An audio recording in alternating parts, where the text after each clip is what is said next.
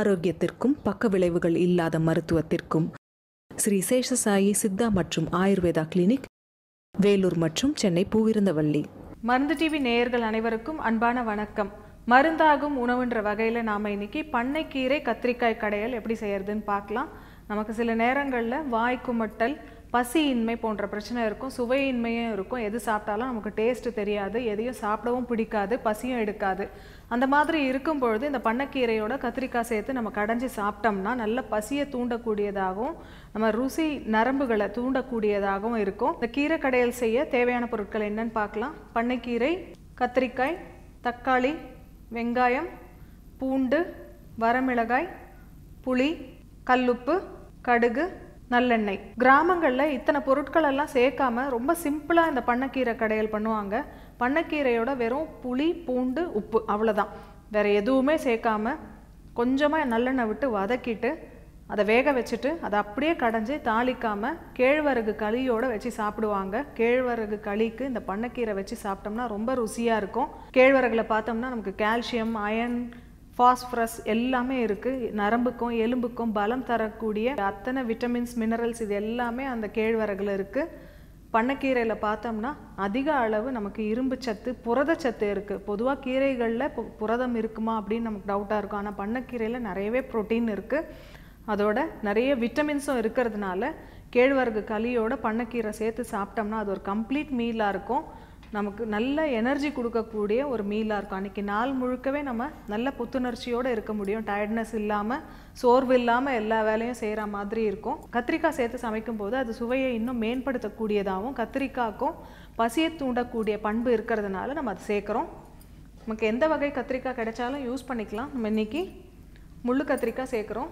பண்ணைக்கீரை நமக்கு கிராமங்கள்லாம் வேர்க்கடலை சீசனில் நல்லாவே கிடைக்கும். குறிப்பாக ஆடி, ஆவணி, ஐப்பசி, புரட்டாசி மாதம் வரைக்கும் பண்ணைக்கீரை கிடைக்கும்.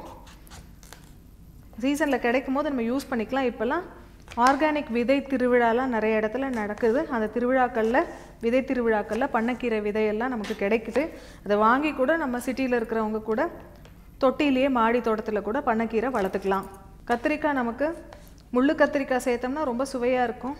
இப்போ சேலம் பக்கம்லாம் கிடைக்கக்கூடிய பச்சை கத்திரிக்காய், குண்டு கத்திரிக்காய் கிடைக்கும். அதுவும் சேர்த்தோம்னா இன்னும் நல்லாயிருக்கும். பச்சை மிளகாய் சேர்க்காமல் வரமிளகாய் சேர்த்தாலே சுவையாக இருக்கும். பச்சை மிளகாய் சேர்க்கும் போது ஹீட் ஆகும். அதனால் முடிஞ்ச வரைக்கும் நம்ம வரமிளகாய் சேர்த்துக்கிறது நல்லது. இது எப்படி செய்யறதுன்னு இப்போ பார்க்கலாம்.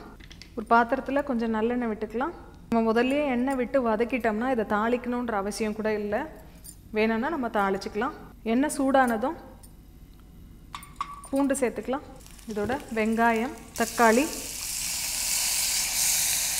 நம்ம நறுக்கி வச்சுருக்க கத்திரிக்காய், நம்ம க்ளீன் பண்ணி வச்சுருக்க பண்ணைக்கீரை, புளி, வரமிளகாய், விதைகளை நீக்கிட்டு வரமிளகாய் சேர்த்துக்கலாம். உப்பு சேர்த்துக்கலாம். கீரைக்கு தேவையான அளவு உப்பு. கீரைக்கு எப்போவுமே நம்ம கொஞ்சமாக உப்பு சேர்க்கணும். ஏன்னா கீரை பார்க்கும்பொழுது நிறைய இருக்கிற மாதிரி இருக்கும். அது வதங்குச்சுன்னா கம்மியாயிடும். அதனால உப்பு கொஞ்சம் குறைவாகவே சேர்த்துக்கிட்டோம்னா வேணும்னா நம்ம கடைசியாக கூட இன்னும் கொஞ்சம் உப்பு ஆட் பண்ணிக்கலாம். இது வதக்கிடலாம். எண்ணெயிலே நல்லா வதக்கிட்டு கொஞ்சமாக தண்ணி தெளித்து மூடி போட்டு வேக வச்சிடலாம்.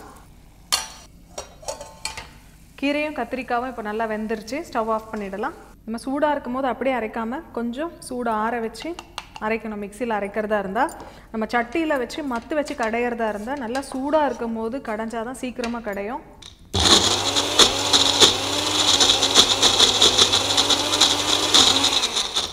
இப்போது ஒரு பாத்திரத்தில் கொஞ்சம் நல்லெண்ணெய் விட்டுக்கலாம். நல்லெண்ணெய் காஞ்சதும் கடுகு சேர்த்து தாளிச்சிடலாம். கீரை தாளிக்கும்பொழுது எப்போவுமே வடகம் சேர்த்து தாளிப்பாங்க. நல்ல வாசனையாக இருக்கும். நம்ம அரைச்சி வச்சுருக்க கீரையை அதோட சேர்த்துடலாம்.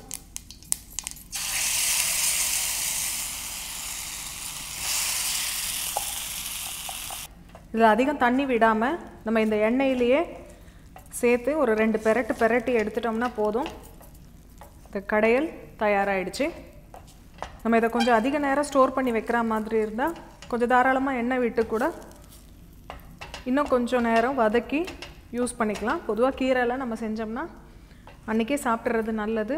மாலை வேலைக்கு மேலே கீரை சாப்பிட்றது நல்லது இல்லைன்னு சொல்லுவாங்க. ஜீரணம் ஆகிறதுலாம் கடினமாக இருக்கும்னு சொல்லுவாங்க. அதனால் பகல் நேரத்துலேயே கீரை எடுத்துக்கிறது நல்லது. பண்ணைக்கீரை கத்திரிக்காய் கடையல் இப்போ தயாராகிடுச்சு.